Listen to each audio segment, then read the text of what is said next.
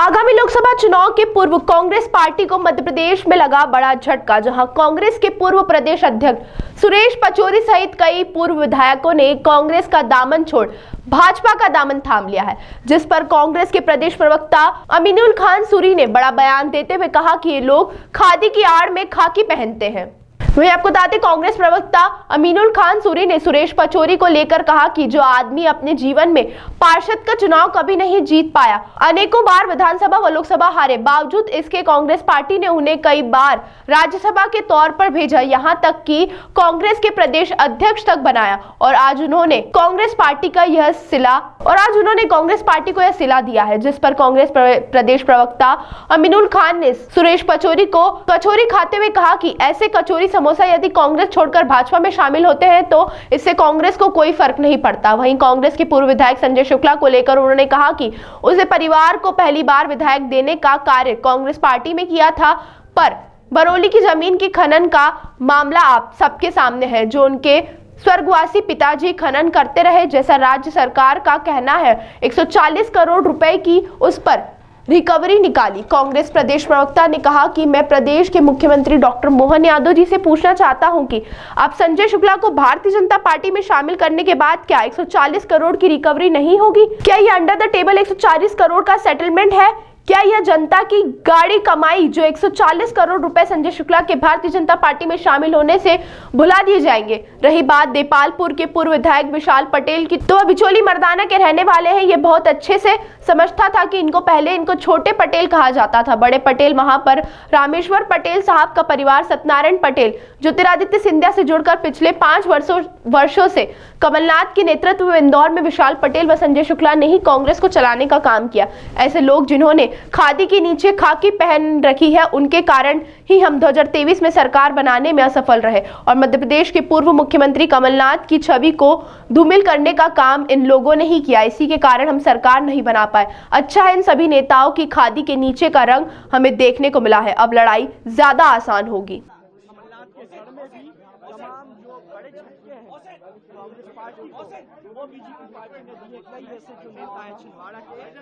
हमारे परिवार की घर वापसी मेरा भाई आदरणीय संजय शुक्ला जी भी आज पार्टी में शामिल हो रहे हैं। कैलाश विजयवर्गीय जी से निवेदन है उन्हें सको, बस ये ध्यान रखना। आपका आंख मिला सको। हाँ, संजय शुक्ला, विशाल, गजेंद्र सिंह राजू खेड़ी, कैलाश मिश्रा, अर्जुन पालिया, एक सुभाष यादव, पचौरी जी के तो सब खेमे ही है ना, ये तो पूरा। आरिफ मसूद जी को तो फोन लगाओ सर, सुन रहे थे आप भी जा रहे हो, बाइट तो ले लो पचौरी जी के लिए। पचौरी जी के लिए अगर ओरिजिनल बाइट जीवन में कोई देगा। देखिए, जो आदमी अपने जीवन में एक पार्षद का चुनाव कभी नहीं जीता, अनेकों बार विधानसभा हारा, लोकसभा हारा, पार्टी ने उसे अनेकों बार राज्यसभा भेजने का काम किया, केंद्र में मंत्री बनाया, प्रदेश कांग्रेस अध्यक्ष बनाया, ऐसे कचौरी समोसे अगर कांग्रेस से जाते हैं तो कांग्रेस पार्टी को कोई फर्क पड़ता नहीं है। रही बात पूर्व विधायक संजय शुक्ला जी की, उनके पिताजी जिनका स्वर्गवास हो गया, उन्होंने भारतीय जनता पार्टी से अनेकों बार विधायक बनने का प्रयास किया, उनके भाई ने किया, पूरा परिवार विधायकी के लिए तरसता रहा। उस परिवार को पहली बार विधायकी देने का कार्य कांग्रेस पार्टी ने किया था। पर बरौली की ज़मीन की खनन का मामला आप सबके सामने है, जो उनके पूर्व स्वर्गवासी पिताजी खनन करते रहे, जैसा राज्य सरकार का कहना, और 140 करोड़ रुपए की उस पर रिकवरी निकाली। तो मैं मोहन यादव जी से पूछना चाहता हूं कि आप संजय शुक्ला जी का भारतीय जनता पार्टी में शामिल होने के बाद वो 140 करोड़ की रिकवरी नहीं होगी? क्या ये अंडर द टेबल 140 करोड़ का सेटलमेंट है? क्या ये जनता की गाड़ी कमाई जो 140 करोड़ रुपए संजय शुक्ला के भारतीय जनता पार्टी में शामिल होने से भूल दिया जाएगा, उसे भुला दिया जाएगा? और रही बात विशाल पटेल जी की, तो भारतीय हमारा गांव है बिचौली मर्दाना, वो बहुत अच्छे से समझता था इनको। पहले इनको छोटे पटेल कहा जाता था। बड़े पटेल वहाँ पे रामेश्वर पटेल साहब का परिवार रहा, सत्यनारायण पटेल जी सिंधिया जी से जुड़े रहे, पर उन्होंने पार्टी की विचारधारा को महत्व दिया जब सिंधिया जी पार्टी छोड़ के गए, तो छोटा पटेल खोटा साबित हुआ है।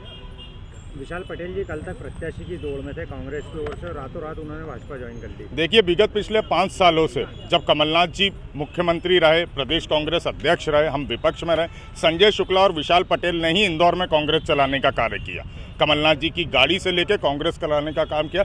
ऐसे लोग जिन्होंने खादी के नीचे खाकी पहन रखी है, उनके कारण ही हम 2023 में सरकार बनाने में असफल हुए।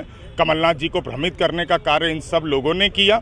इसी के कारण हम सरकार नहीं बना पाए। अच्छा है, इनकी खाकी का रंग हमको नजर आ गया है, जो इन्होंने खादी के नीचे छुपा रखा था। अब लड़ाई ज़्यादा आसान होगी। सर क्या लगता है, कहाँ कमी देख रहे हैं आप इंदौर में? अब लगातार झटके एक के बाद एक लग रहा है मध्य प्रदेश में, कहाँ कमी देखते हैं आप प्रवक्ता होने के नाते इंदौर? देखिए, आप सबको भी विदित है कि 2023 में कांग्रेस की सरकार मध्य प्रदेश में बनती हुई दिख रही थी। मैंने पहले भी कहा, यही वो लोग हैं जिन्होंने खादी के नीचे खाकी पहन रखा था और कांग्रेस को कमजोर करके प्रदेश में भाजपा की सरकार बनाई। अब ये सब दूर हो गए, तो अब सब कुछ कांग्रेस के हिसाब से होगा, कांग्रेस के लिए बेहतर होगा। और सबसे बड़ी बात, प्रदेश की और देश की जनता देख रही है कि करोड़ों रुपए की डील दड़ा चमका के कांग्रेस से लोगों को भाजपा में ले जाया जा रहा है, और जिनकी विचारधारा ही नहीं है, जो विचारधारा से ही मजबूत नहीं है। क्या संजय शुक्ला, जिन्होंने तुलसी सिलावट पर रेमडेसिविर के आरोप लगाए थे, अब वो उसी तुलसी सिलावट के बगल में खड़े होंगे? ये विचारधारा है संजय शुक्ला की। या तो वो कल झूठ बोल रहे थे, या तो वो आज झूठ बोल रहे हैं, या वो रेमडेसिविर के आरोप कल सही थे, या वो आज सही है। ये संजय शुक्ला से आप लोग को पूछना है, क्योंकि आप लोग इस लोकतंत्र का चौथा स्तंभ है। कहाँ गई वैचारिक विचारधारा? वही तुलसी सिलावट के बगल में खड़े होंगे जिस पर रेमडेसिविर बेचने का आरोप लगाया था। अब क्या माना जाए, संजय शुक्ला यहाँ से प्रत्याशी हो सकते हैं? ये तो भारतीय जनता पार्टी को तय करना है, और भारतीय जनता पार्टी के उस दरी बिछाने वाले कार्यकर्ता को तय करना है। मैं तो इतना कहना चाहता हूं कि भारतीय जनता पार्टी के प्रदेश कार्यालय में एक कांग्रेस के लिए उप कार्यालय और खोल दिया जाए, कि जो लोग कांग्रेस से निकले वहां बैठे, क्योंकि जो ओरिजिनल दरी बिछाने वाला है उसका तो अब भारतीय जनता पार्टी में कुछ होने वाला है नहीं। निश्चित तौर पे प्रदेश कांग्रेस अध्यक्ष हैं, इंदौर से आते हैं। पार्टी हाईकमान चाहे जीतू पटवारी जी को टिकट दे, चाहे हमारे आखिरी पंक्ति के बैठे हुए किसी भी नेता को टिकट दे, कांग्रेस पार्टी इस बार मुंहतोड़ जवाब देगी और इंदौर लोकसभा जीत के बताएगी। प्रदेश के एक मंत्री कह रहे हैं कि 8 लाख मतों से इंदौर की सीट जीतेंगे। क्या माना जाए कि कांग्रेस का वर्चस्व धीरे धीरे खत्म हो रहा है इंदौर लोकसभा में? देखिए, ये तो परिणाम बताएंगे लोकसभा के, और मैं आपको आश्वस्त करना चाहता हूं, इस बार उन मंत्री जी की जुबान सही साबित नहीं। सर, आप काफी पुराने नेता, और लग रहा है कि और कोई नेता जाने वाले हैं कि आपका आकलन क्या कह रहा है? मुझे तो लगता है अभी बहुत सारे ऐसे लोग हैं जिन्होंने खादी के नीचे खाकी पहन रखी है, और उन सबको चले जाना चाहिए, ताकि हमारे सामने हमारे दुश्मन तय हो जाए। संजय शुक्ला बोल रहे मैं ये नहीं जानता इंदौर में है, प्रदेश में है, देश में, पर मैं ये मान के चल रहा हूँ कि कांग्रेस की विचारधारा को इन्हीं लोगों ने कमजोर किया, जिन्होंने खादी के नीचे खाकी पहनी है। कांग्रेस की विचारधारा मजबूत होगी इन लोगों के जाने से। तो कह रहे राम का अपमान हुआ, तो इसलिए मैं राम के साथ चला गया। देखिए, आप कहने को तो बहुत कुछ कह सकते हैं, बहुत सारी बातें कह सकते हैं। ये भी हम सबको विदित है कि ट्राई तो वो बहुत दिनों से कर रहे थे, एक ट्राई फेल हो गया था, तो कचौरी के साथ में वो ट्राई को उन्होंने सक्सेसफुल बनाया। लेकिन अब क्या लगता है कि वापस से अगर वापस आएंगे तो आप लोग लेंगे क्या उनको कांग्रेस में? ये फैसला हाईकमान को करना है, पर मेरी व्यक्तिगत राय है, जो एक बार विचारधारा को ठोकर मार के गया हुआ है उसको दोबारा पार्टी में नहीं लेना चाहिए। पर हाईकमान जो भी फैसला लेगा, अगर ऐसी स्थिति बनती है तो वो सब। विशाल पटेल के साथ बंतर होता है, काफी देते हैं, प्रदेश अध्यक्ष कुछ करते हैं, तो नहीं बनी सहमति, ऐसा क्या हुआ तो उनको भोपाल जाना पड़ा? अब इसका जवाब तो माननीय प्रदेश अध्यक्ष महोदय दे पाएंगे, पर मैं कह चुका हूं कि छोटा पटेल खोटा है।